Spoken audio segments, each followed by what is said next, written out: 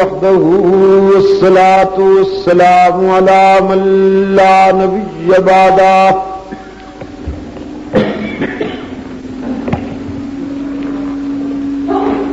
وعلى آله وأصحابه الذين أوفوا عهده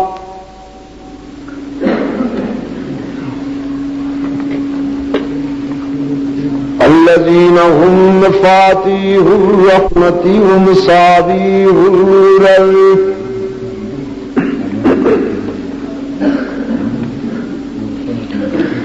أما بعد فأعوذ بالله من الشيطان الرجيم. بسم الله الرحمن الرحيم.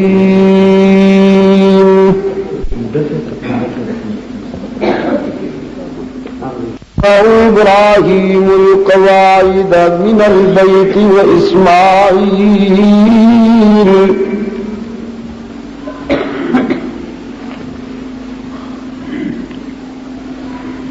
ربنا تقبل منا إنك أنت السميع العليم.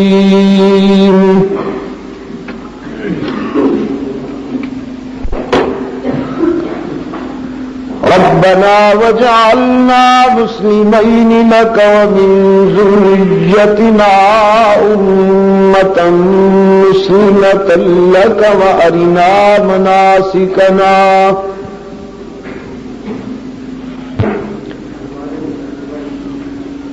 وأرنا مناسكنا وتب علينا إنك أنت التواب الرحيم.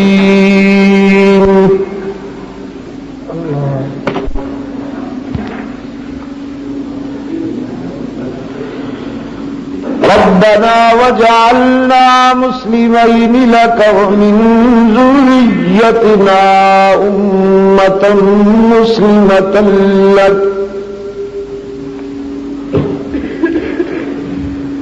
وأرنا مناسكنا وتب علينا إنك أنت التواب الرحيم.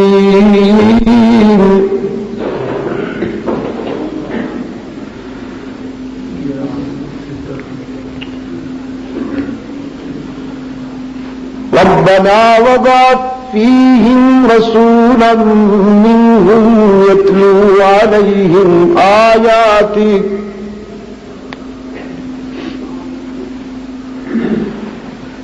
ويعلمهم الكتاب والحكمة ويزكيهم إنك أنت العزيز الحكيم.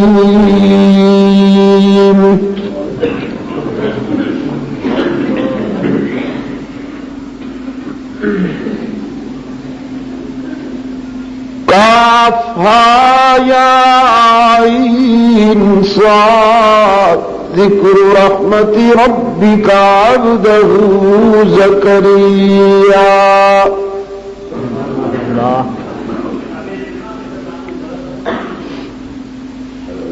إذ نادى ربه نداء خفيا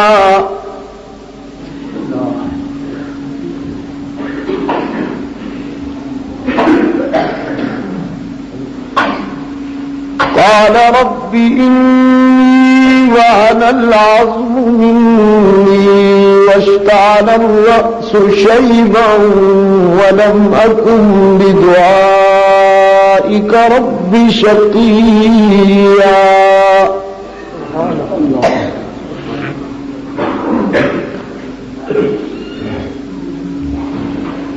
وإني خفت الموالي من ورائي وكانت امرأتي عاقرا وقد بلغت من الكبر عتيا.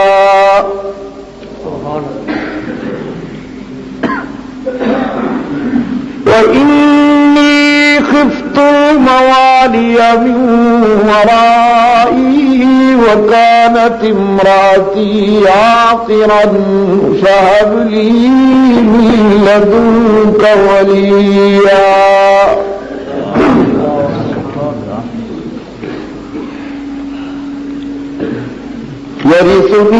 يرث من آل يعقوب واجعله رب رضيا.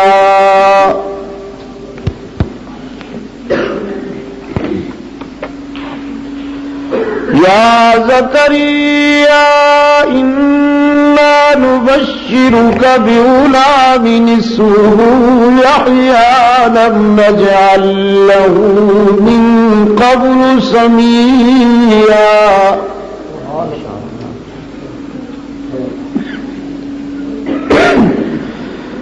قال رب أنى يكون لي غلام وكانت امرأتي عاقرا وقد بلغت من الكبر عتيا.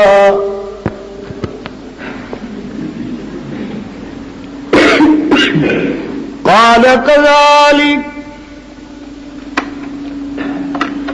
قال ربك هو علي هين وقد خلقتك من قبل ولم تك شيئا.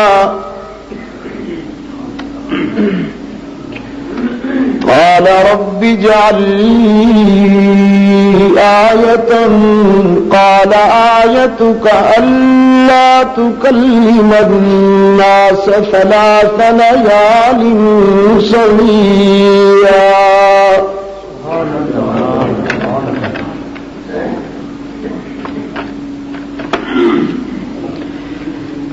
خرج على قومه من المحراب فأوحى إليهم أن سبحوا بكرة وعشيا.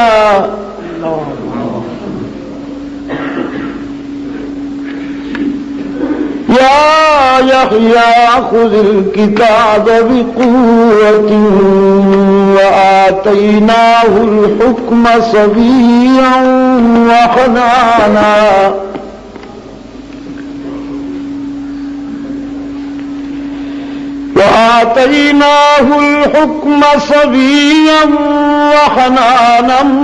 من لدنا وزكاة وكان تقيا وبرا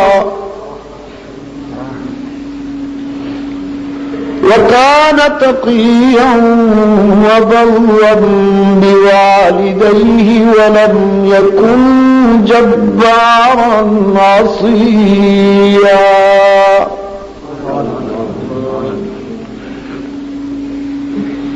وسلام عليه يوم ولد ويوم يموت ويوم يبعث حيا. واذكر في الكتاب مريم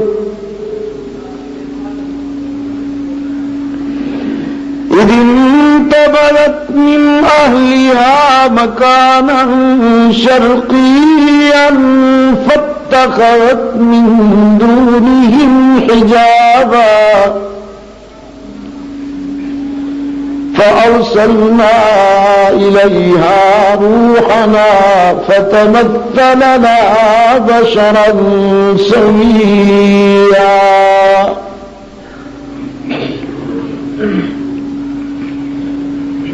قالت إني أعوذ بالرحمن منك إن كنت تقيا.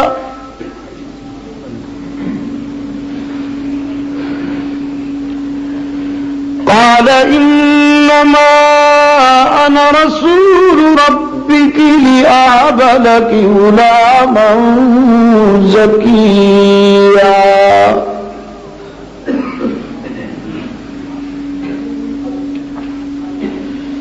قالت أنى يكون لي غلام ولم يمسسني بشر ولم أك بغيا. قال كذلك قال ربك هو علي هين ولنجعله آية للناس ورحمة منا وكان أمرا مقضيا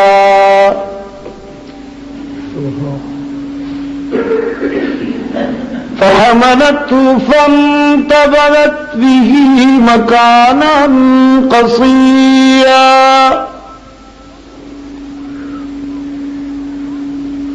فأجاءها المخاض إلى جذع النخلة قالت يا ليتني مت قبل هذا وكنت نسيا منسيا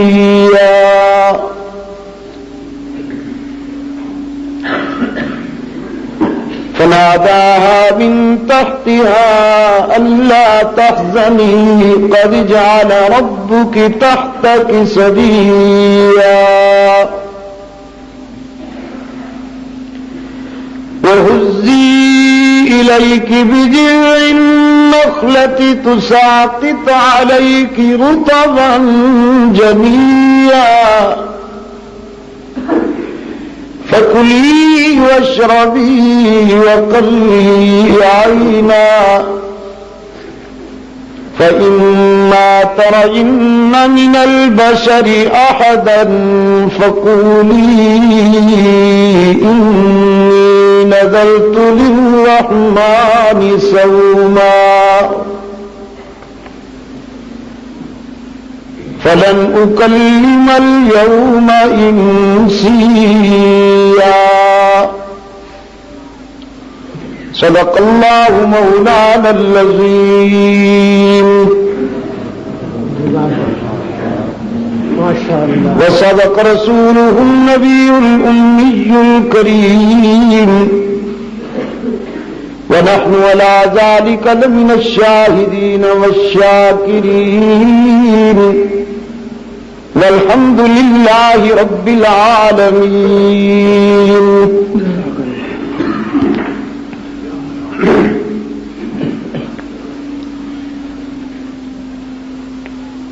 محمد پیشوا و رہنمائے خلق و عالم ہیں،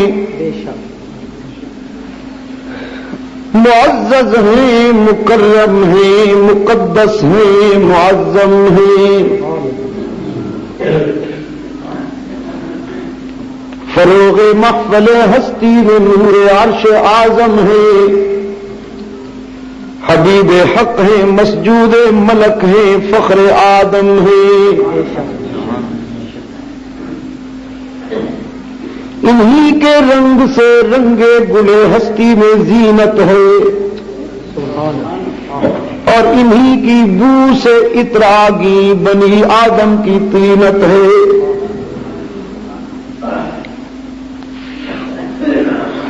صدر مکرم، بزرگان محترم اور عزیز دوستو، پھر وہی ذکر محبوب رب العالمین کا.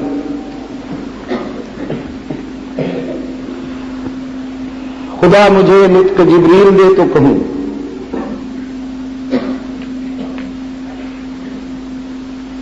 میں کہا کرتا ہوں جب آقا کائنات کی سیرت طیبہ پر بولنے کے لیے کھڑا ہوتا ہوں، زبان پہ بار خدایا یہ کس کا نام آیا کہ عمر نو چاہیے اسے بیان کرنے کے لیے، اور صدیق اکبر کا دل چاہیے اسے سننے کے لیے. سبحان اللہ.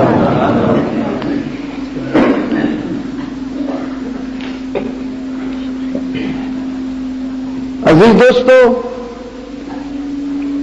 میں چاہتا ہوں کہ بات جہاں کل ختم ہوئی تھی وہیں سے شروع کر دوں. یہ تو آپ کو یاد ہوگا، میں نے کل بھی کہا تھا کہ یہ بڑی دردناک محرومی ہے کہ کوئی ذکر رسول بغیر قرآن کے کرے.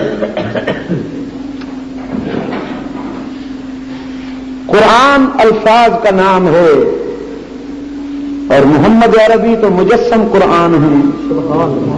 چلتا پھرتا قرآن، چلتا پھرتا قرآن، تھیوری. ہولی قرآن is theory and Muhammad physical قرآن، پریکٹیکل ہولی قرآن. اس لیے میری زندگی کی آرزو ہے اور میری زندگی کی یہ تمنا ہے اللہ کے حضور کہ وہ مجھے کچھ نہ دے لیکن مجھے اپنے محبوب کے تذکرے سے اور قرآن سے کبھی محروم نہ کرے.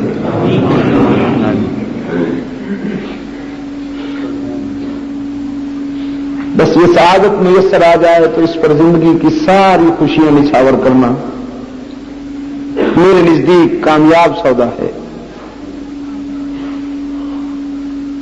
اگر آپ کا حافظہ یاد دیتا ہے، ساتھ دیتا ہے، تو آپ کو یاد ہوگا عزیز دوستو کہ تعالیٰ نے جب عالم ارواح میں اپنے پیغمبروں سے اپنے محبوب کی رسالت کا اقرار لے لیا، تعاون کا عہد لے لیا، تو خلیل خدا کے دل میں یہ آرزو پیدا ہوئی کہ وہ محبوب رب العالمین میری اولاد میں سے آ جائے تو میرا سر تمام انبیاء میں فخر سے بلند ہو جائے کہ میں محمد کا دادا کہلاؤں. سبحان اللہ. یاد ہوگا آپ کو اگر آپ کا حافظہ ساتھ دیتا ہے کہ خلیل موقع کی تلاش میں تھے کہ ایسا موقع آ جائے، کوئی ایسا حسین موڑ آ جائے کہ جب تمنا ظاہر کروں شرف پذیرائی حاصل کر لے. حسن طلب بھی دعا کی روح ہے، موقع کی مناسبت و موزونیت بھی قبولیت دعا کے لیے بہت اہم ہے، بہت اہم ہے. تو خلیل موقع کی انتظار میں تھے. اللہ نے اپنے خلیل کو اپنے گھر کی تعمیر کے شرف سے نوازا اور فرمایا خلیل رشد ہدایت کے بین الاقوامی مرکز کی بنیادیں اٹھاؤ اپنے معصوم فرزند سمیت.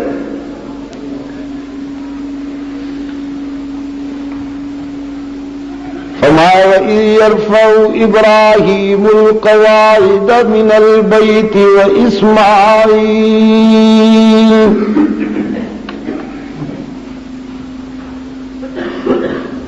دنیا کے وہ دو بے داغ مزدور، سبحان اللہ.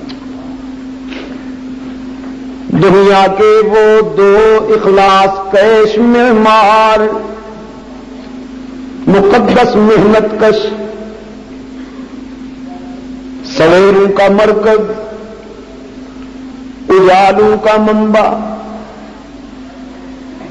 روشنیوں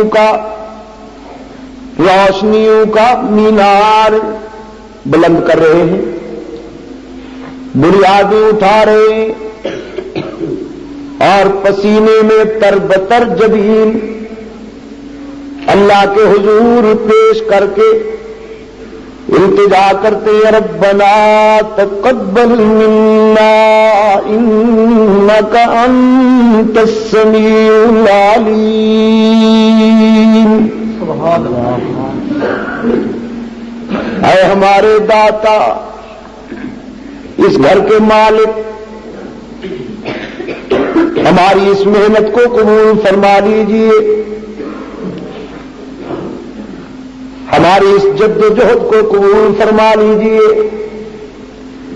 اے دلوں کے بھید جاننے والے معبود، تجھے پتا ہے کہ اس ساری کاوش میں تیری رضا کے لیے ہمارا اور کوئی مقصود و مطلوب نہیں. اور دیکھ ہمارے لبوں پہ تیرے سوا کسی کا نام نہیں. ہم تیرے در پہ آئے ہوئے ہیں، دامن پھیلائے ہوئے ہیں، ہماری آرزویں اور تمنائیں تیرے سامنے، اس لیے کہ انک انت السمیع العلیم.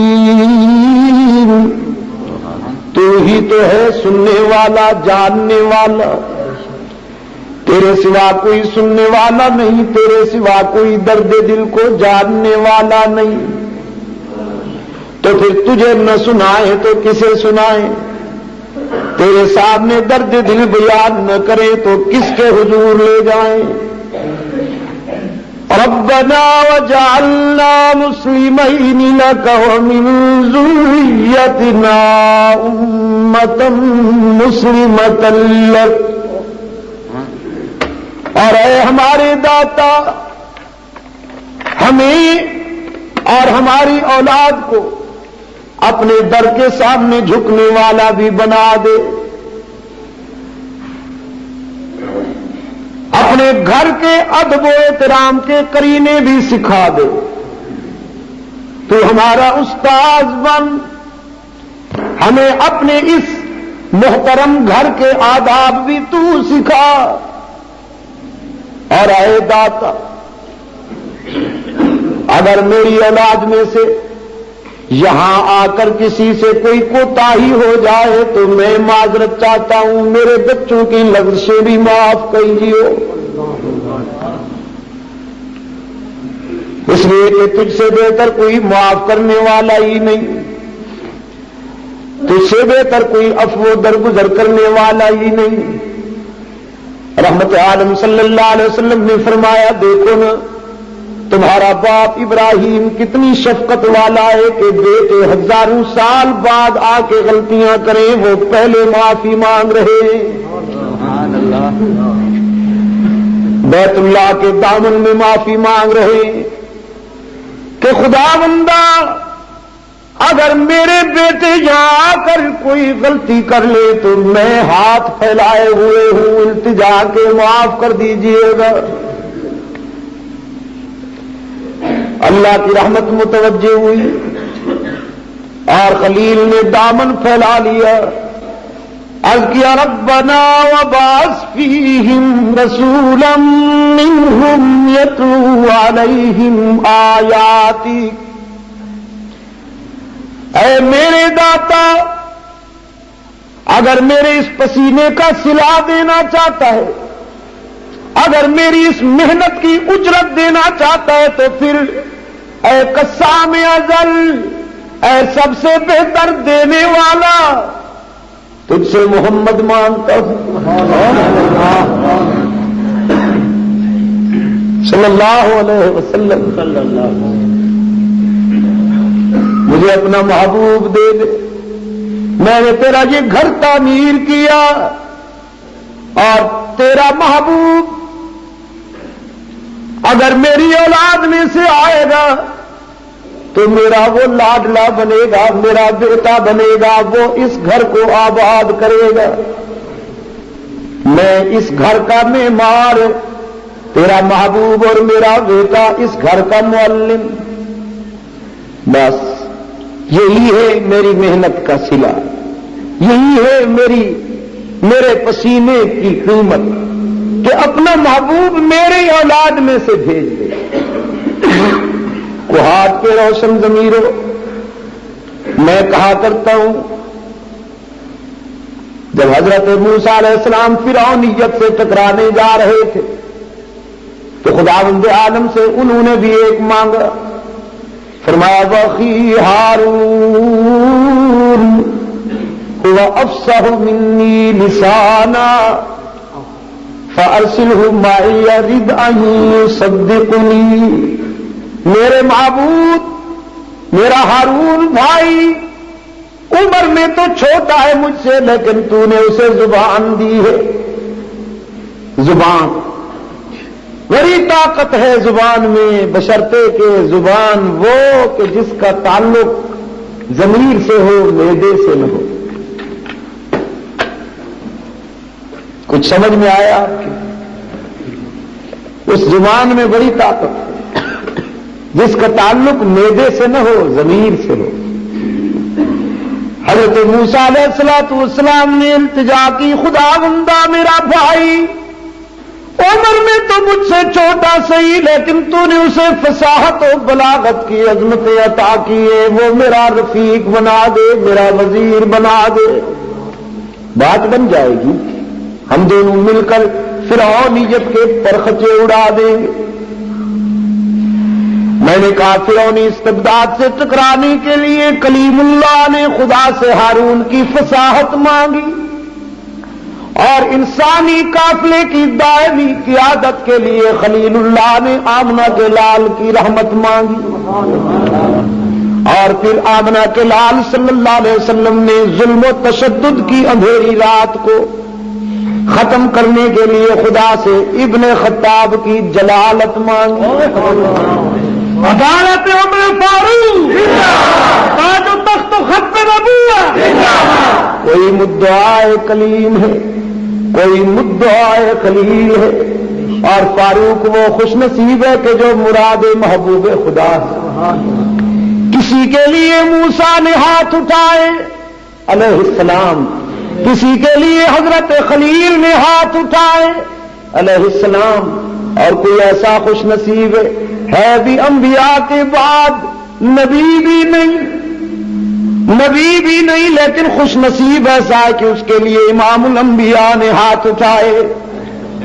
اور کوہاٹ والوں، ایک اور بات بھی کبھی نہ بھولنا، جس کو خلیل نے مانگا وہ کئی ہزار سال بعد مسند پہ آیا۔ جس کو خلیل نے مانگا وہ کئی ہزار سال بعد مسند پہ آیا۔ علماء نے لکھا ہے کہ رحمت عالم صلی اللہ علیہ وسلم اور ابراہیم علیہ السلام کے درمیان کم و بیش 4000 سال کا فاصلہ ہے، 4000 سال کا، اور حضرت ابراہیم علیہ السلام کی اولاد سے 14000 انبیاء پیدا ہوئے، 14000 انبیاء، اور آخر میں آئے محبوب خدا صلی اللہ علیہ وسلم الف الف مرۃ بعدد کل ذرۃ۔ جس کو خلیل نے مانگا وہ کئی ہزار سال بعد مسند پہ آیا، اور جس کو رحمت للعالمین نے مانگا رات کو ہاتھ اٹھائے، صبح ہونے سے پہلے فاروق اعظم روتا ہوا نبوت کے قدموں میں آ گئے۔ وہ دعائے خلیل تھی، یہ دعائے محمد ہے صلی اللہ علیہ وسلم۔ سرکار دو عالم صلی اللہ علیہ وسلم مراد خلیل بن کر، نوید مسیحا بن کر تشریف لائے۔ میرے عزیز دوستوں، اور کیسے آئے؟ ہاں، بصد انداز یکتائی، بغایت شان زیبائی، بصد انداز یکتائی، بغایت شان زیبائی، امی بن کر امانت آمنہ کی گود میں آئی۔ محمد عربی آئے ہیں، سب کہہ دو صلی اللہ علیہ وسلم۔ آج ٹھیک ہو کے بیٹھو، یہ بتا دوں جلدی چھٹی نہیں ملے گی، بے شک دروازہ بند کر دو، غیر کو آنے نہ دوں، تجھ کو کہیں جانے نہ دوں۔ کاش مل جائے تمہارے در کی دربانی مجھے، تو پھر غیر کو آنے نہ دوں، تجھ کو کہیں جانے نہ دوں۔ ذکر معبود ہے، طویل تو ہو جائے گا۔ میرے آقا آئے ہیں، سب کہہ دو صلی اللہ علیہ وسلم۔ ستاروں نے مسکرا کے استقبال کیا، میرے آقا آئے ہیں۔ چاند نے روشنی نچھاور کر کے استقبال کیا، میرے آقا آئے ہیں۔ سورج نے کرنوں سے دنیا کو بقعہ نور بنا دیا، میرے آقا آئے ہیں۔ انادل چہکنے لگے، میرے آقا ہیں۔ پھولوں کی مہک کو منزل مل گئی، میرے آقا آئے ہیں۔ جنت سجائی گئی، میرے آقا آئے ہیں۔ شعلے بجھائے گئے، میرے آقا آئے ہیں۔ صبح کی جبین تبسم سے روشن ہو گئی، میرے آقا آئے ہیں۔ کائنات انسانی کو نظریاتی منزل میسر آ گئی صلی اللہ علیہ وسلم۔ مگر آئے کہاں ہیں؟ ہاں یہ صحیح ہے، ربیع الاول بہاروں کا نتیب ہے۔ ربیع الاول میں صرف انسانوں مسلمانوں کو نہیں، سنیے، صرف مسلمانوں کو نہیں، اس سے بھی ذرا، صرف عرب کو نہیں، عرب میں صرف مسلمانوں کو نہیں، بلکہ پوری دنیا کے انسانوں کو بہائم کو، جمادات کو، نباتات کو، پرندوں کو، کائنات کے ذرے ذرے کو خوشی ہوئی، اور اس دن میں خوشی منانی چاہیے کہ کائنات کے ہر ذرے کو محمد عربی کی آمد سے حقوق ملے، یا کم از کم نشاندہی ہوئی۔ لیکن ایک بات کبھی نہ بھولیے گا کہ حضور کی ولادت کی تاریخ 9 ربیع الاول ہے۔ اختلاف ہے بعض حضرات کے ہاں، لیکن زیادہ اقوال اس پر ہیں اتفاق کی حد کے قریب قریب کہ 9 ربیع الاول کو میرے آقا کی ولادت ہوئی، کیونکہ جب ولادت ہوئی تو صدیق اکبر نہیں تھے، یعنی اسلام کا سورج ابھی طلوع نہیں ہوا تھا کہ وہ دن محفوظ ہو جاتا اسلامی تاریخ میں۔ جب حضور اکرم صلی اللہ علیہ وسلم کی وفات ہوئی تو پھر اسلام کا سورج جگمگا رہا تھا نصف النہار پر۔ وہ تاریخ متعین ہے، اور بالاتفاق حضور اکرم صلی اللہ علیہ وسلم کی تاریخ وفات جو ہے وہ 12 ربیع الاول ہے۔ خوشی تو ضرور منائیے حضور اکرم کی ولادت کی، لیکن میری سمجھ میں یہ بات نہیں آتی کہ 12 ربیع الاول کو یہ ڈھول ڈھمکے، یہ بھنگڑے، یہ ناچ اور رقص، جس دن ہمارے آقا کی وفات ہوئی ہے اس دن اگر امت جشن منائے تو میں سمجھتا ہوں کہ یہ بڑی سنگ دلانہ رسم ہے۔ کوئی شخص اپنے آقا کی موت پر خوشی نہیں مناتا۔ خوشی منانے کا طریقہ کیسے ہونا چاہیے؟ حضور اکرم صلی اللہ علیہ وسلم کی آمد پر، ولادت پر خوشی کیسے منانی چاہیے؟ اس کے لیے میں آپ کو اگزامپل دیتا ہوں صحابہ کرام کے کردار کا کہ خوشی صدیق اکبر کی طرح منانی چاہیے، حضور کی ولادت کی خوشی فاروق اعظم کی طرح، عثمان ذو النورین کی طرح، سیدنا حضرت علی کی طرح، حسنین کریمین کی طرح، اور صحابہ کرام کا وہ عظیم لشکر جو اپنے استاد کامل کی تعلیمات کا شاہکار ہے، جس طرح انہوں نے خوشی منائی، اپنی پوری زندگی رسول اللہ کی غلامی میں وقف کر دی۔ بخدا ہم سب نے مر جانا ہے، اللہ کے حضور پیش ہونا ہے۔ موت سے پہلے آپ کو بتا دوں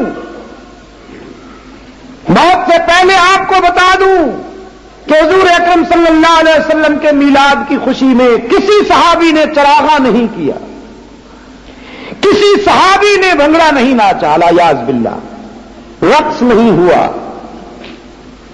انہوں نے میلاد کی خوشی یوں منائی کہ اپنے جذبات، اپنے احساسات اور اپنی زندگی کا ایک ایک زاویہ حضور کی غلامی اور اطاعت میں وقف کر دیا۔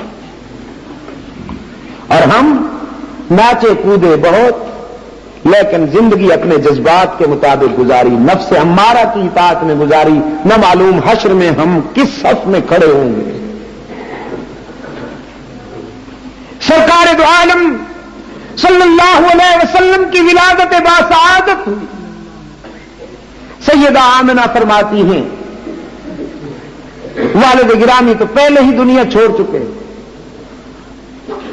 جناب آمنہ بیوگی کا زمانہ گزار رہی ہے۔ سیدہ آمنہ فرماتی ہیں مادی نقطہ نظر سے، دنیاوی نقطہ نظر سے میری بے سر و سامانی کا یہ عالم ہے کہ گھر میں اتنا تیل نہیں کہ چراغ جلاؤں اور اپنے گھر کے اندھیرے دور کر سکوں، جس شب کو محبوب خدا پیدا ہو رہے ہیں۔ فرماتی ہیں گھر میں اتنا تیل میسر نہیں کہ دیا جلاؤں اور اندھیرے دور کر سکوں، لیکن جب حضور پیدا ہوئے تو پھر کسی چراغ کی ضرورت نہ رہی۔ سبحان اللہ۔ پھر آمنہ فرماتی ہے کہ نظر وہاں چلی گئی جہاں امکان انسانی نے بھی ساتھ نہ دیا، حضور اکرم صلی اللہ علیہ وسلم کی بعثت۔ ہاں، یہاں میں اپنے عزیز نوجوانوں کے لیے بھی ایک بات کہتا جاؤں، جن کو لیمن بڑا غریب پرور نظر آتا ہے، ان کو چین کا ماؤ بڑا غریب پرور نظر آتا ہے. یہ انٹرنیشنل مداری، یہ بین الاقوامی ایکٹر جنہوں نے غریب پروری کے جھانسے میں اپنے نفس کی پرورش کی اور پوری قوم کو انہوں نے یرغمال ہائی جیک کر کے ان سے بگاڑ لی. جہاں تک غریب پروری کا تعلق ہے تو محمد عربی صلی اللہ علیہ وسلم کے معیار پر پوری انسانی قیادت میں کوئی اور ڈھونڈ کے دکھائیے. رحمت عالم صلی اللہ علیہ وسلم سیدہ آمنہ کے ہاں آنکھیں کھولتے ہیں. سب سے پہلا انتخاب جس نے کیا وہ بیچاری وہ دائی تھی جو سب کے بعد آئی تھی. پہنچی اس لیے دیر سے کہ اس کی سواری کمزور تھی. وہ یہ سمجھ نہیں رہی تھی کہ مجھے کیوں آخر میں بھیجا جا رہا ہے. افسردہ تھی، کبیدہ خاطر تھی کہ دیر سے آئی ہوں. تقدیر تبریک دے رہی تھی، حلیمہ دیر سے آئی نہیں ہو لائی گئی ہو. تیرا تاخیر سے پہنچنا بھی حکمت میں، حکمت سے خالی نہیں. چنانچہ حلیمہ آ رہی ہے، حوازن کی دائیاں جا رہی. جانے والیوں نے آنے والی سے کہا کہ ہم تو گود ہری کر کے جا رہی ہیں بڑے بڑے خاندانوں کے بچوں کو لے کر، تو آخر میں آئی ہے تو تجھے کیا ملے گا؟ سیدہ حلیمہ ایک انسان کے ناطے سے افسردہ ہوئی، جگر پہ چوٹ پڑی کہ کام کے خاندانوں میں بڑے بڑے گھرانوں کے بچے تو یہ لے گئی. ہائے غریبی بھی کیسی دل خراش چیز ہے کہ میرا دیر سے آنا محرومی کا باعث بن گیا. لیکن جب شہر میں پہنچتی ہے تو کسی نے بتایا ایک بچہ باقی ہے جسے دائیوں نے اس لیے شاید نہیں اٹھایا کہ اس کا باپ زندہ نہیں. تم دیکھ لو شاید تمہیں پسند آ جائے. حلیمہ لپک کے آئی حضرت آمنہ کے پاس. سیدہ آمنہ وقار اور اعتماد کے ساتھ تشریف فرما ہے. حلیمہ تو افسردہ ہو کے آئی تھی کہ یہ بیوہ کس قدر کبیدہ خاطر ہوگی جس کے بچے کو کسی دائی نے نہیں اٹھایا. قریب آ کے ہمدردی کے جذبات سے سیدہ آمنہ سے فرماتی ہیں بہن مجھے بہت دکھ پہنچا کہ تیرا لال کسی کو پسند نہیں آیا. آمنہ نے حلیمہ کے منہ پہ ہاتھ رکھ دیا. کیا کہہ رہی ہو؟ میرا لال کسی کو پسند نہیں آیا؟ سچی بات یہ ہے کہ کوئی میرے لال کو پسند نہیں آیا. میں کبیدہ خاطر نہیں ہوں. میرا جوہر ہی ایسا قیمتی ہے کہ مجھے اللہ نے اعتماد سے مالا مال کیا ہے. سیدہ حلیمہ فرمانے لگی کہاں ہے؟ آمنہ نے اشارہ کیا اور حلیمہ آئی ہے. رحمت عالم صلی اللہ علیہ وسلم آرام فرما ہے، باریک چادر تنی ہوئی ہے. جناب حلیمہ فرماتی ہے میں نے دیکھا، بہقی نے لکھا ہے کہ کپڑے کے سوراخوں سے حسن مصطفی چھن چھن کر حلیمہ کی آنکھوں سے ٹکرایا اور سیدہ حلیمہ نے جو ہی چادر ہٹائی تو ضمیر نے مبارکباد دی کہ حلیمہ گوہر مقصود مل گیا. وہ حسان کیا کہتے ہیں رضی اللہ تعالی عنہ، بارگاہ نبوت کے شاعر ہیں سیدنا حضرت حسان. حسن مصطفی کو منظوم کیا ہے انہوں نے. بہت کچھ لکھا گیا، شعراء کرام نے بہت لکھا ہے رسول اکرم صلی اللہ علیہ وسلم کی ذات اقدس کے متعلق، لیکن حسان کا تجزیہ بے مثال ہے. فما واحسن منک لم تر قط عین واجمل منک لم تلد النساء. محبوب خدا او عبداللہ کے یتیم، تجھ سے حسین تو آج تک میری آنکھ نے دیکھا ہی نہیں. اور شاہ جی فرمایا کرتے تھے رحمت اللہ علیہ کہ عینی کے بجائے عینون ہونا چاہیے. تنوین ڈال دو، یہ واحد متکلم نہ بنے بلکہ اس میں عمومیت آ جائے. حسان نے تو کہا نا کہ تیرے جیسا حسین میری آنکھ نے آج تک دیکھا ہی نہیں. شاہ جی نے فرمایا یوں نہ کہو، یوں کہو کہ تیرے جیسا حسین دنیا کی کسی آنکھ نے آج تک دیکھا ہی نہیں. وَأَجْمَلَ مِنْكَ لَمْ تَلِدِ النِّسَاءُ، اور تیرے جیسا جمیل تو آج تک کسی ماں نے جنا ہی نہیں. خُلِقْتَ مُبَرَّأً مِّن كُلِّ عَيْبٍ، خُلِقْتَ مُبَرَّأً مِّن كُلِّ عَيْبٍ. آمنہ کی لال تیرے سراپا کو دیکھ کر تو ضمیر کہتا ہے کہ تو تمام نقائص سے پاک پیدا کیا گیا، تیری ذات تمام عیبوں سے محفوظ. کأنک قد خلقت کما تشاء، تجھے تو یوں بنایا گیا جیسے تو نے خود چاہا. باقی ساری کائنات کو اللہ نے اپنی مرضی کے مطابق بنایا. جیسے اس نے چاہا آسمان کو بلند کر دیا، جیسے اس نے چاہا زمین کو پھیلا دیا، جیسے اس نے چاہا ستاروں کو تابانی دے دی، جیسے اس نے چاہا سورج کو درخشانی دے دی، جیسے اس نے چاہا چاند کو چاندنی دے دی، جیسے اس نے چاہا پھولوں کو مہک دے دی، جیسے اس نے چاہا راتوں کو اندھیرا دے دیا، صبح کو سویرا دے دیا، دریاؤں کو روانی دے دی، سمندروں کو موجیں بخش دی. جیسے اس نے چاہا ساری کائنات کو بنایا. لیکن محبوب خدا تجھے دیکھ کر یوں لگتا ہے کہ تجھے بناتے وقت خدا نے پوچھا محبوب تجھے کیسے بناؤں، تجھے کیسے سجاؤں. پھر تیرا ذوق لطیف جیسے کہتا گیا دستے جبلت، اسی طرح تیرے حسین نقش و نگار سنوارتا گیا. شاہ جی نے فارسی میں ایک نعت کہی ہے نواز درویش کا. فارسی سمجھیں گے حضرت؟ آپ تو سمجھیں گے، میری قوم بڑی لکھی ہے. فرماتے ہیں ہزار صبح بہار از نگاہ می چکدش. سید عطا اللہ شاہ بخاری، یہ میں نے ان پر ایک طالب علمی کے زمانے میں کتاب لکھی تھی نواز درویش، اس میں یہ نعت بھی دی ہے. آپ بہت سے دیوان لے لیجئے اور رکھ دیجئے اس نعت کے مقابلے میں. اگر اللہ نے آپ کو فارسی کا فہم دیا ہے تو انشاءاللہ میرا دعویٰ ہے کہ اس کا مقابلہ کوئی کلام نہیں کر سکے گا. فرماتے ہیں ہزار صبح بہار از نگاہ می چکدش، جنوں ز سایہ زلف سیاہ می چکدش.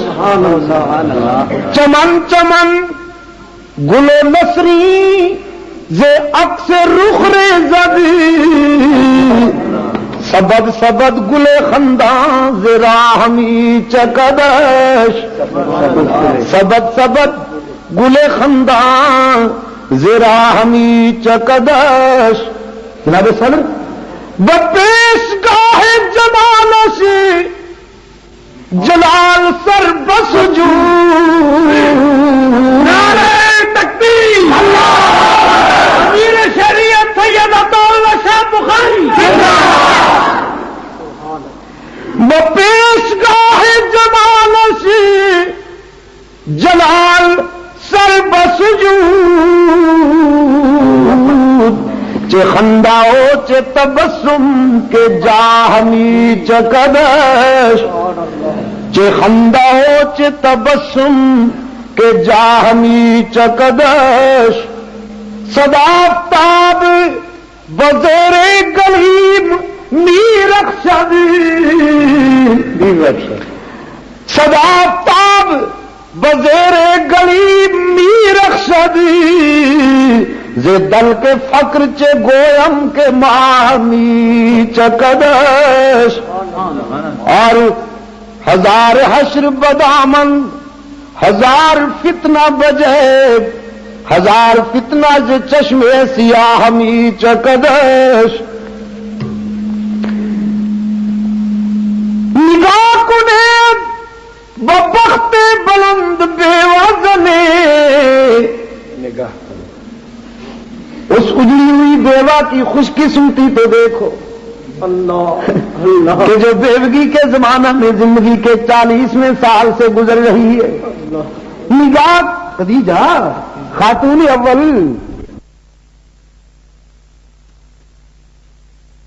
کچھ ماجرا گوید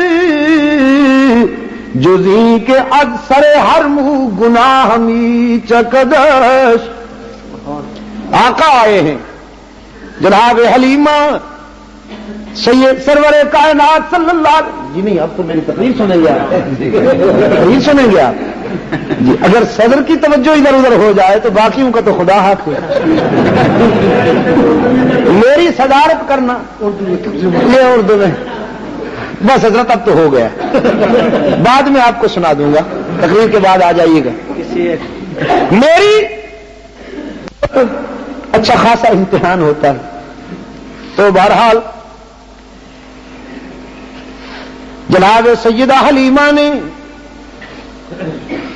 آمنہ کے لال کو سینے سے لگا لیا اور سیدہ حلیمہ سے سیدہ آمنہ سے فرمایا بہن مجھے مبارکباد دو نا, تیرے لال کو میری غریبی پسند آ گئی.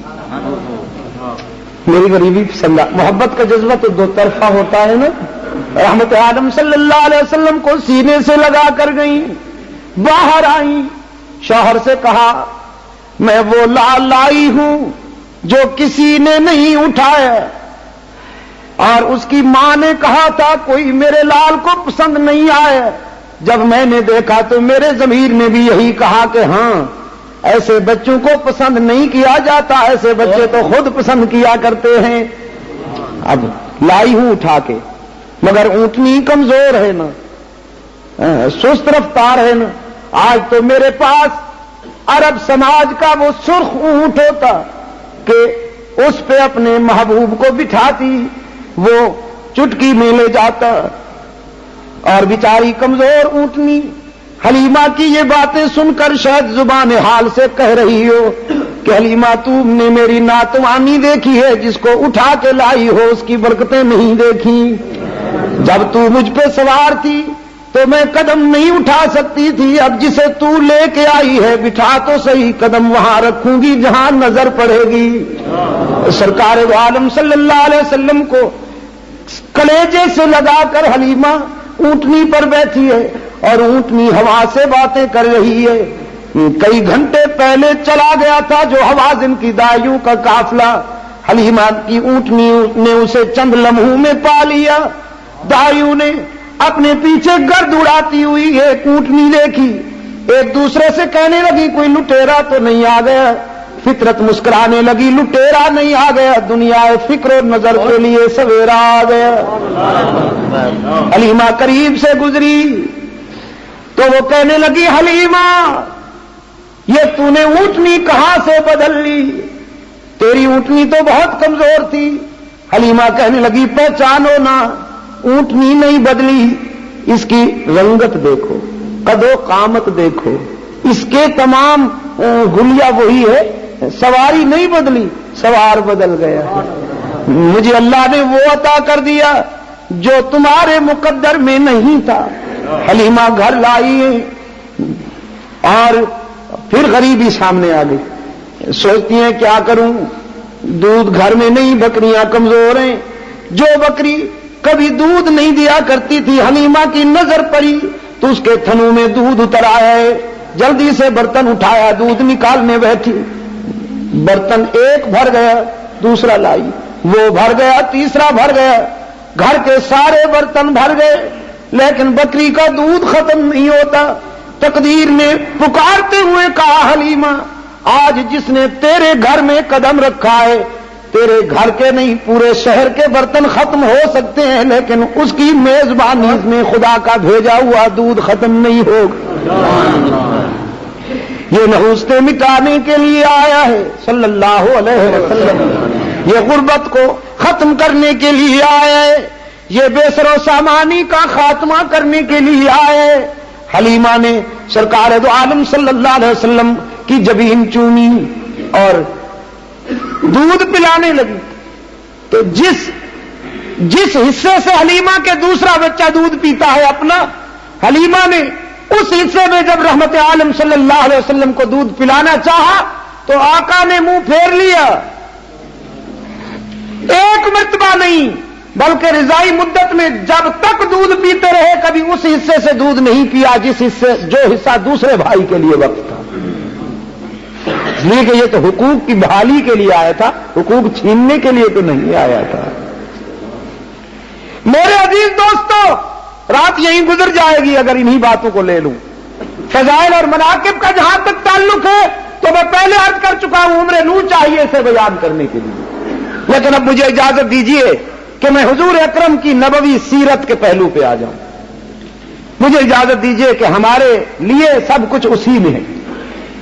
یہ سن کر ہم سبحان اللہ بھی کہہ دیں گے, ہمارے دل میں بھی ظاہر ہے کہ بہار آ جائے گی, دل بھی ہمارا خوش ہو جائے گا.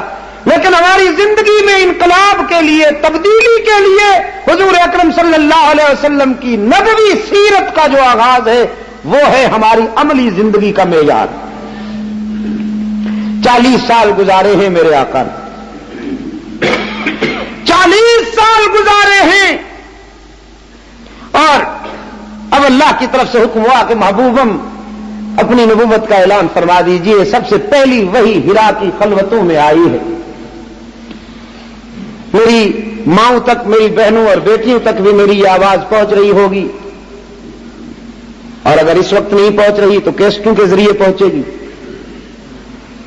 میں ان کے لیے ایک بات کہتا ہوں, جتنا فخر کریں کم ہے کہ اسلام کی سچائی پر سب سے پہلے حضور کو ووٹ دینے والی بھی ایک عورت ہے, اور اسلام کی آبرو پر سب سے پہلے جان دینے والی بھی ایک عورت ہے. ہرا کی خلوتوں میں پہلی وہی رب کائنات کی طرف سے قرآن پاک آیا. حضرت جبرائیل امین نے فرمایا اقرا بسم ربک الذی خلق. محبوب خدا اس کا نام لے کر پڑھیے جو کائنات کا پالنہار ہے, پروردگار ہے. حبیب کبریا صلی اللہ علیہ وسلم نے فرمایا ما انا بقارین, میں پڑھا لکھا نہیں ہوں, میں نے کسی مکتب سے کسی مدرسے سے تعلیم حاصل نہیں کی, میں تو امی ہوں. فطرت مسکرائی, عبداللہ کے یتیم آپ امی کہہ لیجیے اپنے آپ کو, لیکن تقدیر کا فیصلہ ہے کہ آپ نے ساری کائنات کا استاذ بننا ہے. آپ تو معلم ہے پوری انسانیت کے. جبرائیل امین نے سرکار دو عالم صلی اللہ علیہ وسلم کو بھیجا اور چھوڑ کر فرمایا اقرا بسم ربک الذی خلق. آپ نے پھر فرمایا ما انا بقارین. روح الامین نے پھر حضور اکرم صلی اللہ علیہ وسلم کا معانقہ فرمایا اور پھوٹا. یہ عمل 3 مرتبہ ہوا, اور پھر رحمت عالم صلی اللہ علیہ وسلم نے پڑھنا شروع کر دیا اقرا بسم ربک الذی خلق خلق الانسان من علق اقرا وربک الاکرم الذی علم بالقلم علم الانسان ما لم یعلم. آپ نے وحی کی اتباع تو کر لی, لیکن جو ہی گھر تشریف لائے ہیں جس میں اطہر پہ سنسنی, جس میں اطہر پہ وحی کا رعب, حضرت خدیجہ سے فرماتے ہیں خشیت علی نفسی, خدیجہ زملونی زملونی, مجھ پہ کمبل ڈال دو, دفرونی مجھ پر چادر ڈال دو, مجھے تو اپنی جان کا فکر ہے. سیدہ خدیجہ فرماتی ہیں نہیں, لا یخزیک اللہ ابدا, کلا واللہ کلا واللہ. محبوب خدا اس کی جلالت کی قسم ہے کہ وہ آپ کو نقصان نہیں پہنچنے دے گا. دیکھیے نا کیسے تسلی کا انداز دیکھیے. فرماتی ہیں انک لتصل الرحم وتکسب المعدوم وتحمل الکل وتقری الضعیف وتعین علی نوائب الحق. 5 حضور اکرم صلی اللہ علیہ وسلم کے اخلاق کی 5 روشنیاں کہ آپ تو صلہ رحمی کرنے والے ہیں، جو آپ سے توڑتے ہیں آپ ان سے جوڑنے والے ہیں، آپ مہمان نواز ہیں، آپ کا دسترخوان ہمیشہ آباد رہتا ہے، آپ کمزوروں کے کام آنے والے ہیں، آپ گمشدہ چیزیں مالکوں تک لوٹانے والے ہیں، اور آپ سچائی کی باتوں میں سب سے آگے آگے ہیں. تو خدا آپ کو کیسے نقصان پہنچائے گا میرے محبوب؟ گھبرائیے نہیں. اہل نظر جناب صدر مجھے اجازت دیجیے، یہی ایک تجزیہ اور بھی کرتا جاؤں، مجھے بے قرار کر رہا ہے وہ تجزیہ. جناب خدیجہ رضی اللہ تعالی عنہا نے اپنے محبوب سے جو 5 چیزیں بتا کر تسلی دی. ایک وقت آئے جب سیدنا حضرت ابو بکر مکہ سے ہجرت کر کے جا رہے ہیں حبشہ کی طرف، تو ایک مشرک ملتا ہے ابن دغنہ، مکہ کا رئیس. جناب صدیق اکبر رضی اللہ تعالیٰ عنہ سے کہتا ہے کہاں جاتے ہو ابو بکر؟ حضرت ابو بکر فرماتے ہیں میرا رہنا مکے والوں کو گوارا نہیں، مکہ چھوڑ رہا ہوں، ہجرت کر رہا ہوں. ابن دغنہ کہتا ہے مثلک لا یخرج یا ابا بکر، تیرے جیسے لوگ اس قابل نہیں ہوتے کہ انہیں شہروں سے نکالا جائے، تو نکل جائے گا تو آبادی کیسے آبادی رہے گی؟ انک لتصل الرحم. ابن دغنہ وہی باتیں جو حضرت خدیجہ نے حضور سے کہی تھی یہ مشرک حضرت صدیق اکبر کے متعلق کہتا ہے. اس کو کہتے ہیں فنا فی الرسول. صدیق اکبر رضی اللہ تعالی عنہ نے رسول اکرم صلی اللہ علیہ وسلم کے عشق و محبت میں اپنے آپ کو اس قدر فنا کر دیا کہ جو روشنی ادھر تھی وہی روشنی ادھر تھی. ابن دغنہ نے کہا انک لتصل الرحم وتقری الضعیف وتحمل الکل وتکسب المعدوم وتعین علی نوائب الحق. وہی 5 خوبیاں جو جناب خدیجہ نے سرکار دو عالم صلی اللہ علیہ وسلم کے سامنے بیان فرمائی تھی، وہی خوبیاں ابن دغنہ نے جناب صدیق اکبر کے متعلق بیان فرمائی.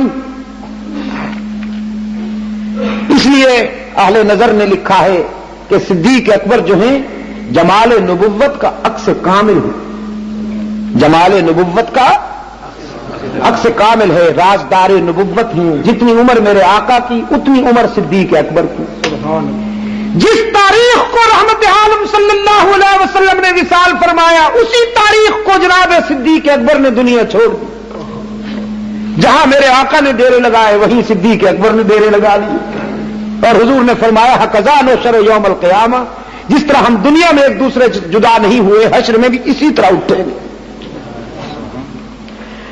اور میں کہا کرتا ہوں جناب صدیق اکبر رضی اللہ تعالی عنہ کے مقام اور مرتبے کے پیش نظر کہ معین محمد، کریم محمد، امان محمد، امین محمد، یسار محمد، یمین محمد، سپردار مہر و نگین محمد، ابو بکر صدیق دین محمد. اور فتنہ انسی و کذاب مٹایا کس نے؟ جواب آنا چاہیے صدیق. صدیق محبت کی لطافت سے معمور جواب آنا چاہیے، لیکن پرجوش جیسے سچے بیٹے اپنے باپ کی یاد میں بولا کرتے ہیں. اس قدر پرجوش جواب آنا چاہیے کوہات کے روشن ضمیروں کے صدیق اکبر کے دوستوں کے حوصلے بلند ہو جائیں اور صدیق کے دشمنوں کی ماں مر جائے. ابو بکر صدیق. ہاں ایک بات کہتا جاؤں، اتحاد کی باتیں کرتے ہو، ضرور اتحاد ہونا چاہیے. آپ سمجھے گے نہیں؟ اس لیے کہ مسلمانوں کا خدا ایک ہے.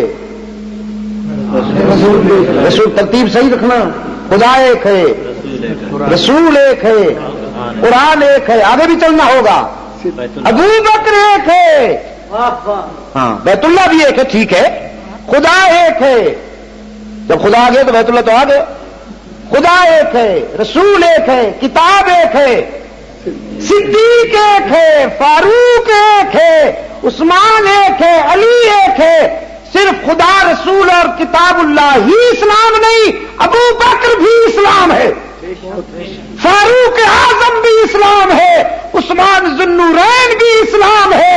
اگر کوئی ابو بکر عمر عثمان کے علاوہ اسلامی اخوت کے خواب دیکھتا ہے تو قیامت تک اس بنیاد پر اخوت قائم نہیں ہو سکے گی۔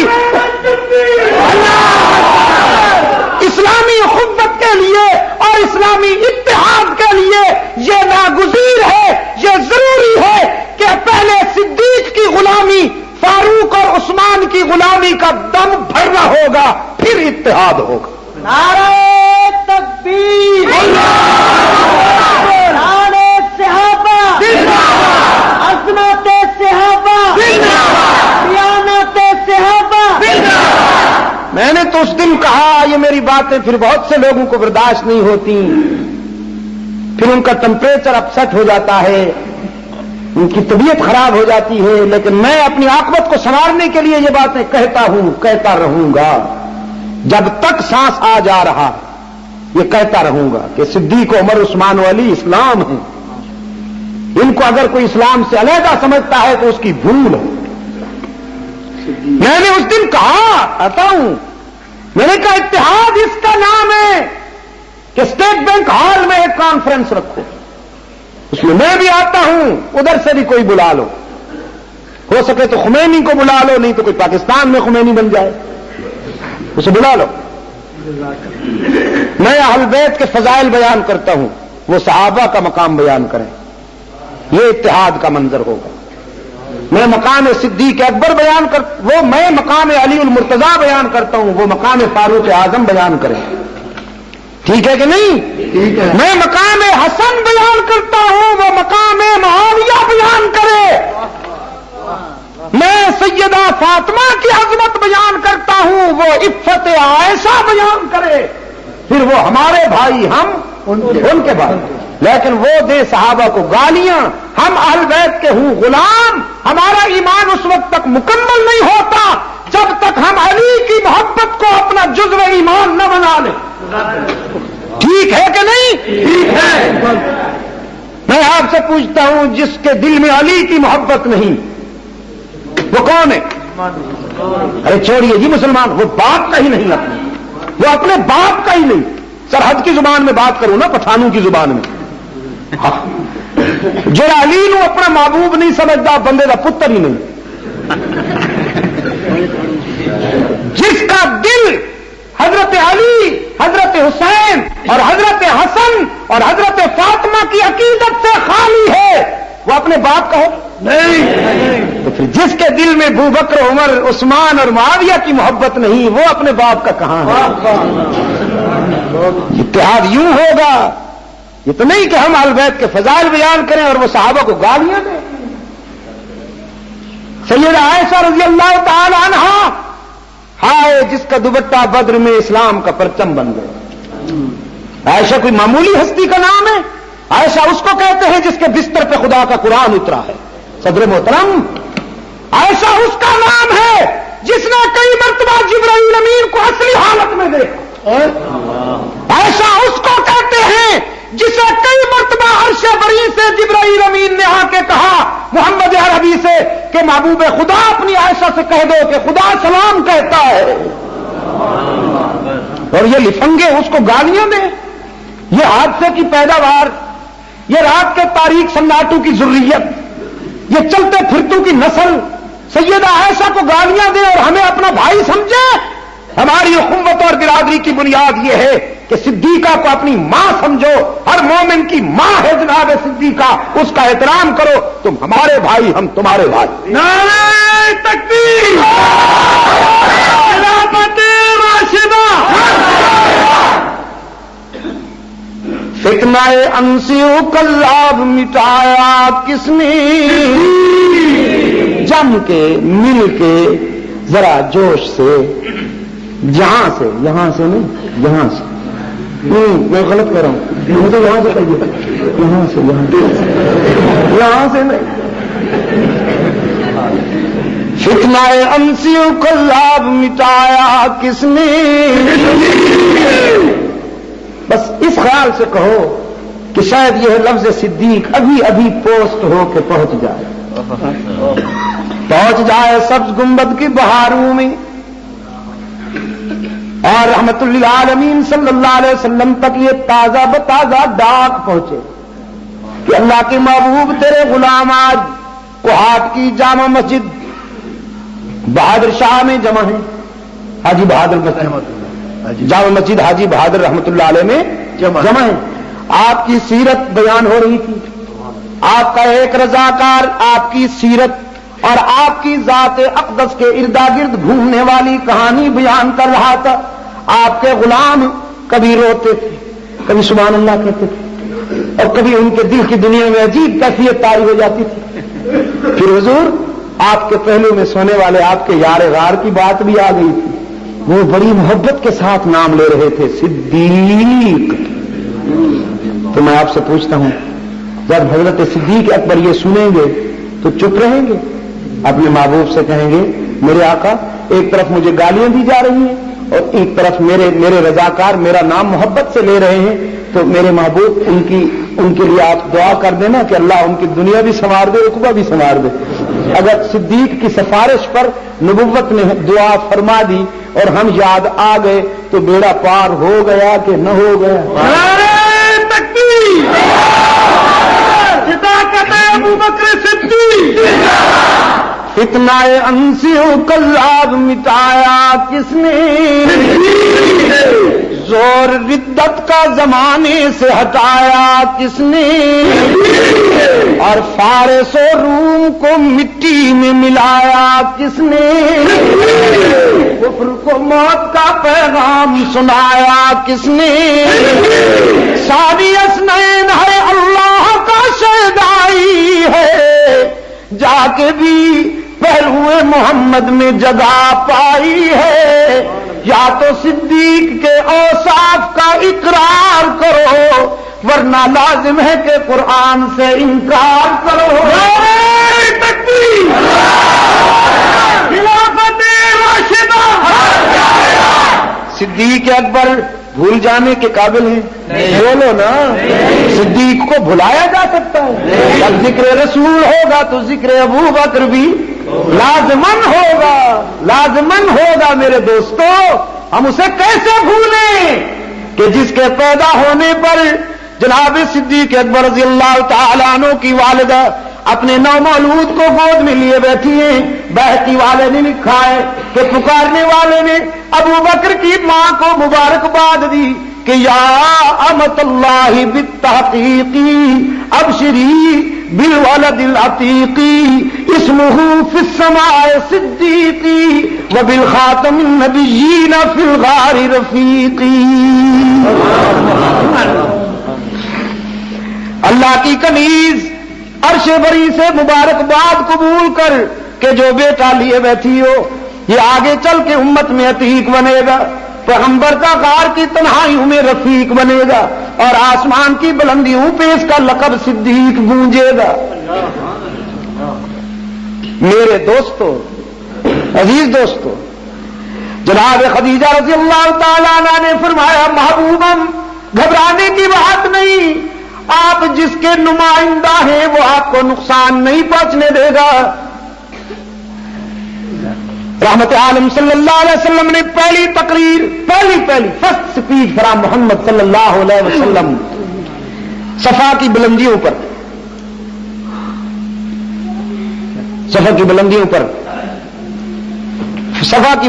پہ چادر لہرائی۔ یہ چادر لہرانا جاوید ابھی سنت نہیں ہے، تو ہم سے زیادہ جانتا ہے۔ وہاں مکے میں ایسے لگتا ہے جیسے وہی پیدا ہوا تھا، جدھر چلا جائے جس سے بات کر لے سب اس کے رضاکار ہیں، سب برادری ہے اس کی ساری کی ساری۔ پتہ نہیں کیا جادو ہے اس شخص کے پاس۔ اچھا ایک بات بتاؤں، عربی بھی کوئی خاص نہیں جانتا، یہ آج رات کی بات بتا دوں، روب جماتا ہے اسے، کوئی خاص عربی نہیں جانتا، لیکن ان کے سامنے اس اعتماد اور کانفیڈنس سے بولتا ہے، وہ ایسے معلوم ان کو ہوتا ہے کہ جیسے یہ تو بالکل مادرزاد عربی ہے۔ وہاں میں ایک مسئلے میں پھنسا ہوا تھا تو اس نے میری مشکل حل، میرا مشکل کچھ ہے چھوٹا سا، الیاذ باللہ۔ میرے عزیز دوستو، آپ تو جانتے ہیں یہ جو چادر کا لہرانا ہے اس طرح، یہ عرب سماج میں، عرب سوسائٹی میں کسی اہم خبر کی جب اطلاع دینی ہوتی تھی تو چادر لہرائی جاتی تھی۔ یہ اس کا مطلب ہوتا تھا کہ میں کوئی اہم خبر سنانے والا ہوں، آ جاؤ۔ جو اونچی جگہ کھڑے ہو کر چادر لہراتا تھا، لوگ جمع ہو جاتے تھے کہ کوئی اہم خبر ہے۔ آج جس نے چادر ہلائی، چادر لہرائی، وہ تھا کہ جس کی ذات سچائی کا نشان تھی۔ حضور نے چادر لہرائی، عبداللہ کے یتیم نے چادر لہرائی، صفا پہ کھڑے ہو کے چادر لہرائی، لوگ ادھر ادھر سے دوڑے آئے، خصوصاً صنادید کفر، عبائدین شرک۔ بھائی صفا سے دور کہاں تھے وہ؟ یہ باب السلام سے اس طرف جو اب لیٹرینز بنائی گئی ہیں، حرم شریف اس طرف انڈر گراؤنڈ لیٹرینز بنائی گئی ہیں، باب السلام سے اس طرف، یہ مسٹر ابو جہل کی کوٹھی یہی تھی جہاں بیت الخلاء بنائے گئے ہیں۔ حج کے موقع پر ایک ہمارے بزرگ جو ہیں وہ حوائج ضروریہ سے فارغ ہونے کے لیے وہیں جاتے تھے۔ میری سمجھ میں یہ بات نہ آ رہی تھی، میں نے کہا بھی اتنی گرمی ہے، وہاں پر رش بھی ہوتا ہے، تم قطار میں لگتے ہو، یہاں تم اچھے خاصے کمرے میں رہتے ہو، فلش سسٹم ہے، وہاں کیوں جاتے ہو؟ کہنے لگے شاہ صاحب اس لیے جاتا ہوں کہ جہاں بیت الخلاء بنائے گئے ہیں وہ ابو جہل کا مکان تھا، میں جب وہاں پیشاب کرتا ہوں تو ایسے معلوم ہوتا ہے جیسے ابو جہل کے منہ میں کر رہا ہوں۔ میں نے کہا بھی خوب ہے، یہ بھی خوب ہے، شاید اللہ کے ہاں اس جذبے کی بھی کوئی قیمت پڑ جائے۔ یہ اس طرف باب السلام سے اس طرف یہاں مسٹر ابو جہل کی کوٹھی تھی، اور مروہ سے اس طرف یہ جو جہاد محلہ شروع ہوتا ہے یہاں پر اتبا کا بنگلہ تھا، ادھر یہ مسفلہ والے حصے کی سائڈ پر ابو لہب کا محل تھا، یہ قریب قریب۔ سرکار دو عالم صلی اللہ علیہ وسلم نے چادر لہرائی، چھوٹے بڑے امیر غریب سارے دوڑے آئے، ایک دوسرے کو آوازیں دی، جلدی آؤ آج محمد چادر ہلا رہا ہے صلی اللہ علیہ وسلم۔ سامنے آ کے بیٹھ گئے۔ سرکار دو عالم صلی اللہ علیہ وسلم نے اپنی نبوت کا اور اپنی رسالت کا پیغام دینے سے پہلے ان کے دل و دماغ پہ دستک دیتے ہوئے فرمایا لبثت فیکم عمرا، میں نے تمہارے اندر 40 سال گزارے، هل وجدتمونی صادقا او کاذبا، بتاؤ تم نے مجھے ان 40 سالوں کے عرصہ میں سچا پایا ہے یا اس کے برعکس؟ هل وجدتمونی صادقا او کاذبا، بتاؤ نا تم نے مجھے کیا پایا؟ تمام مشرکین بجک زبان کہتے ہیں جربنا لک مرارا، ہم نے آپ کو کئی مرتبہ آزمایا، دکھوں میں آزمایا، سکھوں میں آزمایا، انفرادی زندگی میں آزمایا، اجتماعی زندگی میں آزمایا، اندرون خانہ آزمایا، بیرون خانہ آزمایا، معاملات میں آزمایا، لیکن ما رأینا فیک الا صدقا، ہم نے جب بھی آزمایا آپ میں سچائی کے سوا کچھ نہیں دیکھا، آپ سے بڑا سچا بھی کوئی نہیں، آپ سے بڑا دیانتدار بھی کوئی نہیں، اور عبداللہ کے یتیم، ہم تو جب سچائی کو چلتا پھرتا دیکھنا چاہتے ہیں تو تجھے دیکھ لیتے ہیں۔ دیکھا آپ نے؟ الفضل ما شاہدت بہ الاعداء اس کو کہتے ہیں۔ سرکار دو عالم صلی اللہ علیہ وسلم نے فرمایا اچھی بات ہے، اب اگر میں تم سے یہ کہوں کہ پہاڑ کے پیچھے کوئی دشمن لشکر لے کے آ رہا ہے تو مان جاؤ گے؟ کہنے لگے ہاں کیوں نہیں مانیں گے، اگرچہ یہ بات تو بڑی مشکل ہے، ہم ایسی کوئی معمولی قوم تو نہیں ہے کہ ہمارے اوپر کوئی حملہ کر دے، ہم بڑے مضبوط قوم ہیں، بڑی مستحکم قوم ہیں، کوئی ہم پہ حملہ نہیں کر سکتا، لیکن اگر آپ کہیں گے تو ماننا پڑے گا، اس لیے کہ یہ زبان ایسی ہے کہ اس سے سچ کے سوا کبھی کچھ سنا ہی نہیں، اس سے کبھی سچ کے سوا کبھی کچھ سنا ہی نہیں، ماننا پڑے گا. اللہ کے رسول صلی اللہ علیہ وسلم نے فرمایا اچھی بات ہے اگر تم میری بات پر یقین رکھتے ہو مجھے سچا مانتے ہو تو پھر سنو اعبدوا ربکم الذی خلقکم والذین من قبلکم لعلکم تتقون. اسی کی ہی عبادت کرو. کس کی؟ یہ بتائے اے کاش آپ نے قرآن کو بغور پڑھا ہوتا. ہاں قرآن کو اچھے اچھے غلاف پہنانے والوں، صبح سویرے کچہری جھوٹ بولنے کے لیے جانے سے پہلے قرآن کو سینے سے لگانے والوں، قرآن کی قسمیں کھانے والوں، کبھی اس کتاب زندہ سے پوچھو تو صحیح کہ تیری روداد کیا. بخدا جو نبی بھی آیا اپنی قوم کے سامنے اس نے یہی کہا اعبدوا ربکم. اگر آپ اجازت دیں تو کہوں کسی ایک پیغمبر نے تعویذ گنڈا بیچنے کی دکان نہیں کھولی. خدا کی قسم کسی ایک پیغمبر نے بھی گدی نشین بن کر نادان اور سادہ لو انسانوں سے نذرانے نہیں بٹورے. تمام پیغمبروں نے آ کر اس کی توحید بیان کی، گالیاں سنی، مشکلات برداشت کی. قرآن پاک نے بیان فرمایا وَلَقَدْ أَرْسَلْنَا نُوحًا إِلَىٰ قَوْمِهِ. ہم نے نوح کو ان کی قوم کی طرف اپنا نمائندہ بنا کے بھیجا. فَقَالَ يَا قَوْمِ. حضرت نوح نے قوم کو پکارتے ہوئے فرمایا انی لکم نذیر مبین. میں تمہارے لیے تنبیہ لایا ہوں اللہ تعبدوا الا اللہ. تنبیہ یہ کہ خدا کے سوا کسی کی عبادت نہ کرو. سر جھکانا ہو تو اسی کے آگے جھکاؤ، آنسو بہانے ہو تو اسی کے آگے بہاؤ، دامن پھیلانا ہو تو اسی کے آگے پھیلاؤ، مشکلات میں پکارنا ہو تو اسی کو پکارو، ہر جگہ موجود سمجھ کر اسی سے ڈرو. اللہ تعبدوا الا اللہ. وَإِلَىٰ مَدْيَنَ أَخَاهُمْ شُعَيْبًا قَالَ يَا قَوْمِ اعْبُدُوا اللَّهَ مَا لَكُم مِّنْ إِلَٰهٍ غَيْرُهُ.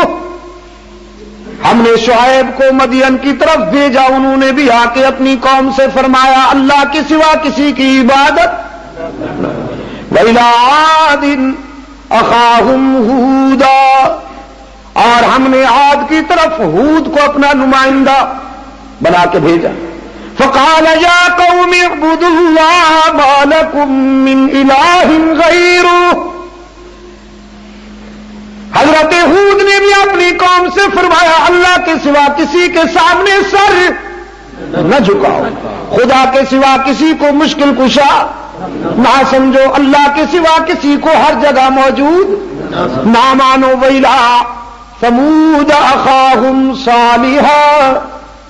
اور ہم نے قوم سمود کی طرف ان کا قومی بھائی صالح اپنا نمائندہ بنا کے بھیجا.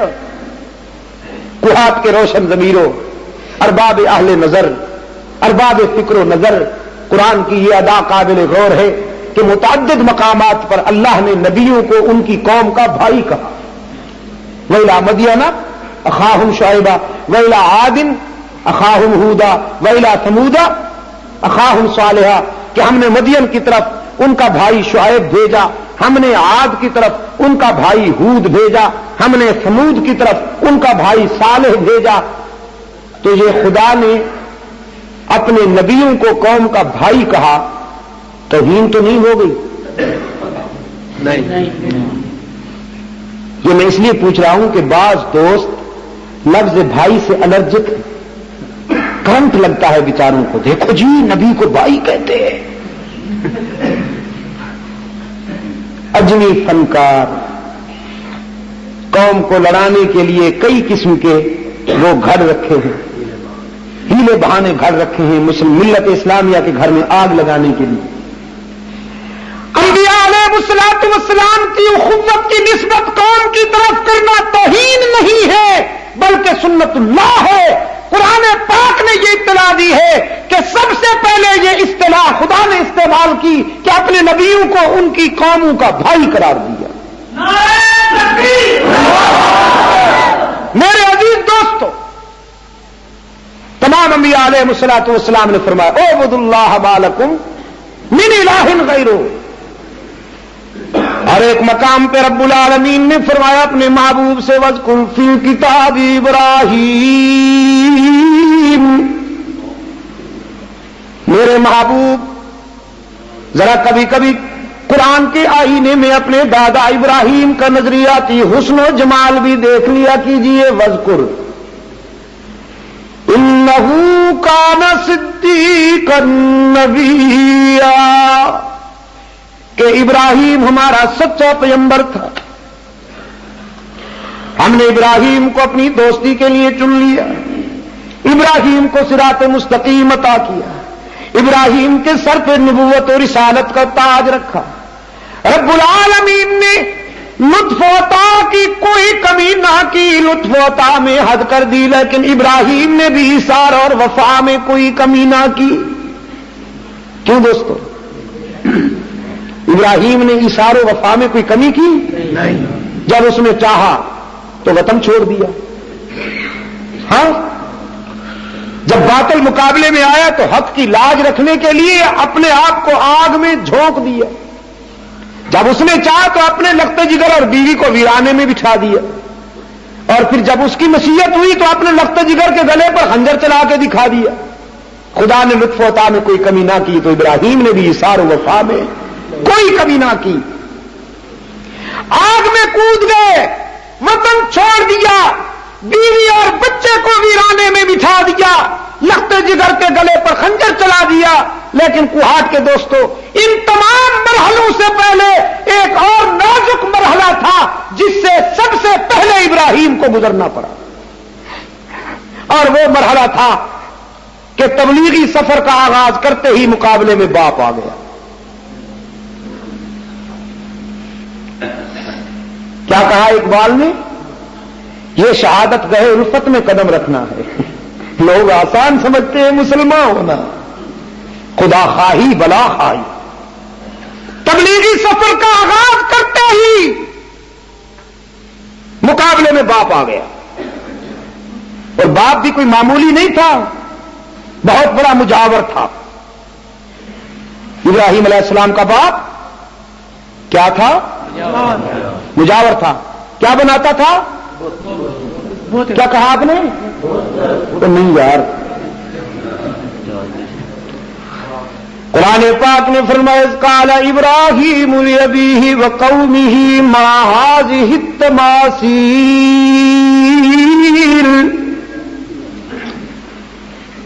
اب تماثیل جو ہیں یہ عرب، کسی بھی عربک ڈکشنری میں آپ اس کا ٹرانسلیشن مجھے بت نہیں دکھا سکتے. فضل محترم، یہ تماثیل جو ہے نا، تماثیل، جزاک اللہ، بالکل صحیح. اگر اس کو میں انگلش میں ٹرانسلیٹ کروں تو ماڈلز، تماثیل، ماڈلز، تصویریں، مجسم تصویریں. ہاں، مجسم تصویریں، شبیہیں